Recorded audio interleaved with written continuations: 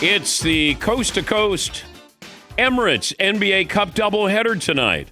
LeBron, Luka, Lakers hosting James Harden and the Clippers. It's the Battle of L.A. at 11 Eastern on NBC and Peacock. Reggie Miller, the Hall of Famer, joining us on the program. So LeBron's back, Luka's back. Are the Lakers back? Looking at their record, it seems that they're back. Yes, I think now J.J. Redick has his full complement of players. The question, I think, going forward is how is he going to navigate? You've got Luka averaging 34.5. You've got Austin Reeves, the second leading scorer, at around 28. I had to go back and look at this, and maybe you can answer this. When was the last time? It's never. When was the last time LeBron James was the fifth leading scorer on his team? He's averaging 14 points. So how does JJ navigate that, having an all-NBA player just a year ago, second team in LeBron, and now you incorporate him within the Lakers structures, who've gotten off to a great start, winners of 4 straight. But this could be a good thing, Reg. It's a great thing. It's a great problem to have. And we saw a little bit, I just recently watched the back-to-back series they had with Utah. And that second game in Utah, the last 2 minutes were a little kind of wild because they didn't know it was between Austin Reeves and Luka and LeBron. And all they kept running was high screen and roll with LeBron being the screener. Mm-hmm. At some point, when LeBron has his legs, he has his wind, and he's back in full shape, no back issues, you assume at some point LeBron's going to have the ball with some of these high screen and rolls. So once they figure out that dynamic of crunch time, they still won the game. Don't get me wrong. But they've got to figure out their closing moment and action between those 3 players. Okay, give me the hierarchy in the West. Best teams in the West right now. Who would be number 1? Aside from OKC. Okay, no question OKC. Yeah. Then Jokic in Denver. Okay. And then right after them is the Houston Rockets. I think Houston is playing off the charts right now at both ends of the floor. And I think they figured out, we were wondering, like, how would LeBron fit in with Luka and Austin Reeves? We were kind of wondering, an older Kevin Durant, how is he going to fit in with this young team? And it's been perfect. Him and Şengün, Amin Thompson. To me, I think come playoff times, I still have questions about that point guard situation. Yeah. But they figured it out so far, and they're winning ball games. So to me, those are the top 3 teams. Can the Thunder win 70 games? They could if they wanted to. I don't think that's a priority for them. Again, and they're doing this without J-Dub, by the way, guys. I know. Yeah. Just like last year, they did that hot start without Chet. Chet played the first game, got hurt, and missed, like 50 games after that or something. And they continue to win. So they're only going to get better once Jalen Williams gets back. Could they win 50 or 70 and maybe go for the Golden State Warriors record? Perhaps, but I don't think that's a priority. Being healthy, playing well, going into the playoffs is probably, and getting overall number 1 seed, because as we saw last year, you want a game 7 in your building, and having the overall best record allows you to do that. Are you on the Pistons bandwagon? I am. The Pistons are back. Okay, where do they rank in the East then? Who's the best team in the East? No question, it's Detroit. And what I love about them, defensively, they bring back that same identity from the Isaiah Thomas and Bill Laimbeer bad boys to the Chauncey Billups, Rip Hamilton, Tayshaun Prince. They have a defensive identity, but more importantly, they have a go-to guy in Cade Cunningham. I loved the Duncan Robinson pickup, a guy that is a catch-and-shoot type guy, but he's added to his game. He doesn't hurt you defensively. And Jalen Durham is an all-star, in my opinion, this year. He's made the biggest leap in terms of his development, controlling the paint and being able to score as well. To me, they are, no question, right now, the best team in the Eastern Conference. How did the Nets get this bad, Reggie? I think it all went to when they had KD, Kyrie, James Harden, and a lot of trades, bad trades, and it is what it is. It's just bad trades, bad management, bad scouting. But they're one of the most irrelevant teams in all of pro sports. Right? Yes. I mean, they're terrible. They got Michael Porter Jr., and that's it. But I will say this. There was a time if Kevin Durant's foot or feet are not on the line, they could have an NBA championship. Yeah, but that's such a long time ago. It is, but it's ebbs and flows with some of these organizations. I feel like I could have done a better job running the Nets. I do. I'm barely kidding. No, to me, bad management, bad scouting. It's just right now it's a bad organization. What do you make of the Kenyon Martin Draymond Green back and forth where, okay, let me see if I got this right. Set it up. Okay, Kenyon Martin, former number 1 overall pick, said Draymond isn't tough, he's calculated. Draymond responds by calling Kenyon Martin an underachiever for only making one All-Star team. Kenyon Martin responded by naming 200 power forwards better than Draymond Green. How did we get here? Right. Look, both of these guys from Michigan, right? And I posted a comment after I saw the response from Kenyon Martin about the 200 power forwards that were better than Draymond, saying, and I'm quoting Rodney King, can we all just get along, right? Because both of these guys, I played against Kmart in his era. Very tough dude, overall number 1 pick. Brought it every night. And I've covered Draymond Green throughout his whole illustrious career. And to me, it's popcorn worthy. Don't get me wrong. It's fun to watch the back and forth. But I just wish these two, either Kmart needs to go on Draymond's podcast or Draymond needs to go on Kenyon's podcast. They need to air this out because it's getting a little ridiculous now. Personally, if I was Draymond, I never would have responded because you got the rings. And right now, it looks like this is almost like the Drake-Kendrick Lamar beef, right? And right now, it kind of looks like Kmart is winning. I don't like the Bo Outlaw better than Draymond Green. Come on, Reggie Evans better than Draymond Green. Now, some of the names he had in there were Jones, good, but Bo Outlaw.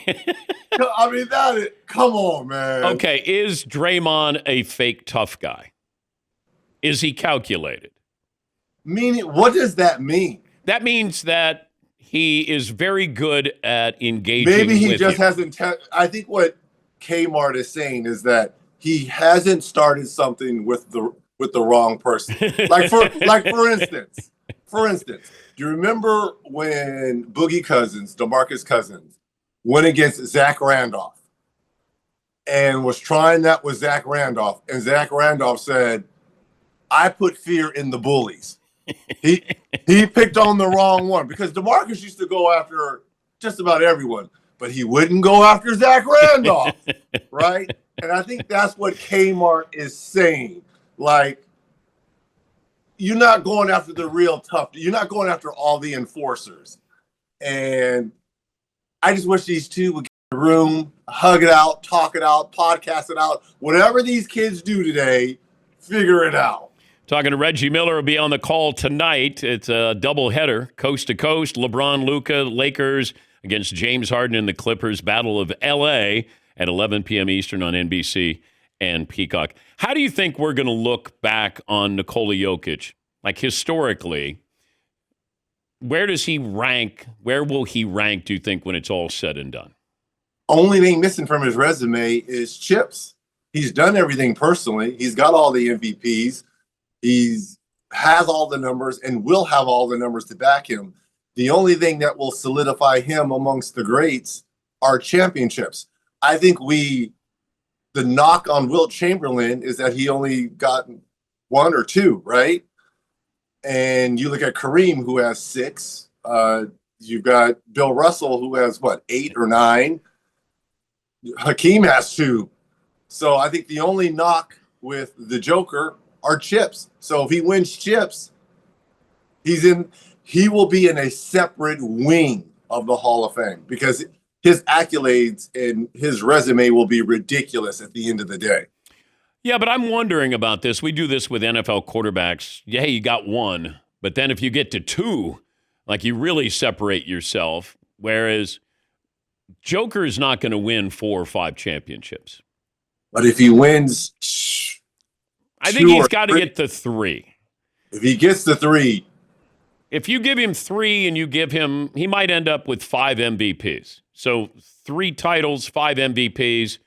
Now all of a you can make a case for him to be the greatest center of all time if he gets 3 rings. Wow. If he wins 3 rings, he is the greatest center of all time. Over Kareem. In today's climate, yes. Okay, so we're taking Wilt and Bill Russell out of this. I'm certainly taking Bill Russell out. Remember we talked about this. Yeah. It's hard to put players from the 60s. It's 75 on. Okay. So to me, it's Kareem as the greatest. And then Shaq. He's competing against those 2 guys in terms of who is the greatest center. If he wins 3, you can make a case he's the greatest. Because his numbers will back that up. Because I'm trying to think any other center. Like he's almost the first guy on the moon with big men who's averaging a triple-double. To me, his passing is what's separating him. His rebounding is there. His scoring is there. It's the passing, right? And for a big man to average a triple-double, and it looks like he's going to do it in back-to-back years, it looks like he's going to pick up another MVP. If the Nuggets, which it looks like they'll be a top 4 seed right now, I believe they're 2. But it's almost like he's created a system like Peyton Manning did. Peyton Manning redefined the quarterback play by going to the line of scrimmage, and he created his own system. Mm-hmm. Joker's created his own system, his own ecosystem there, that you got a point center who also shoots great from 3, rebounds, steals, all of those different things. Well, we talked about the Nets, bad management, not surrounding and incorporating great. The Nuggets have gotten it right. They revamped their whole team. They got rid of Michael Porter Jr., who we mentioned, going to the Nets. And now you've got players around him that complement the 2 best players, Jamal Murray and Jokic.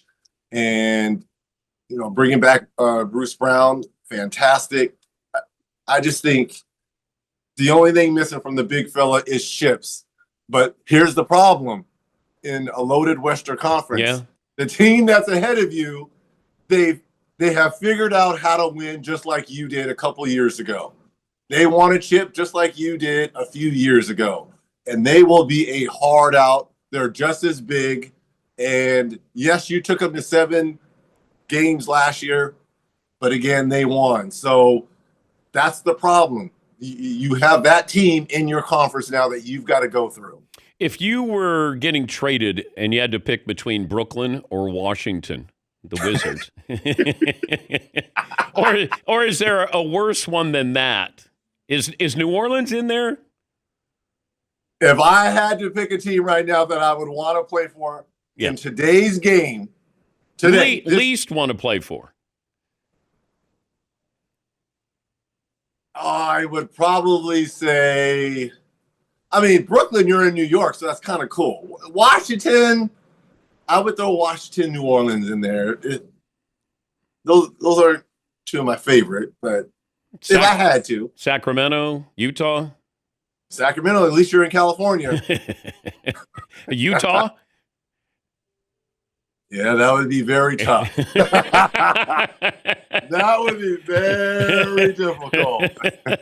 I could go skiing. Look, I could do good, Sundance. Can you ski? No, I can't. Sorry. I said I could go. Maybe the family would go, but hey, the Ja Morant, Klay Thompson thing. Another. How can you call Klay Thompson a bum if you're in street clothes and you are bordering on being a bust? Thank you.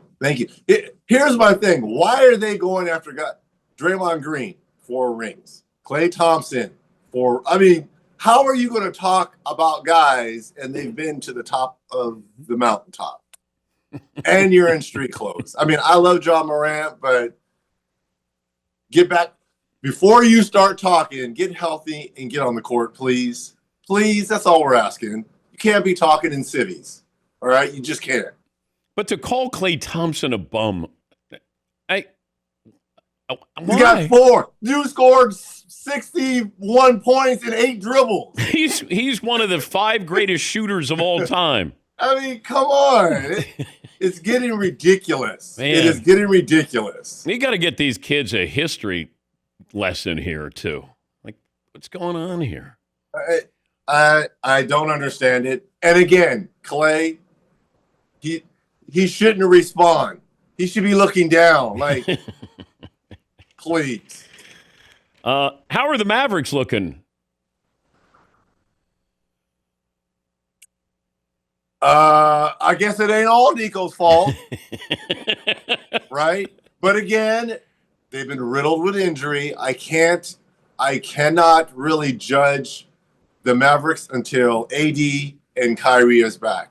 And then I can get a full assessment of them. So I can't dog Cooper and the rest of these guys out until I get those 2 guys back. Could Con Knipple be the best rookie this year?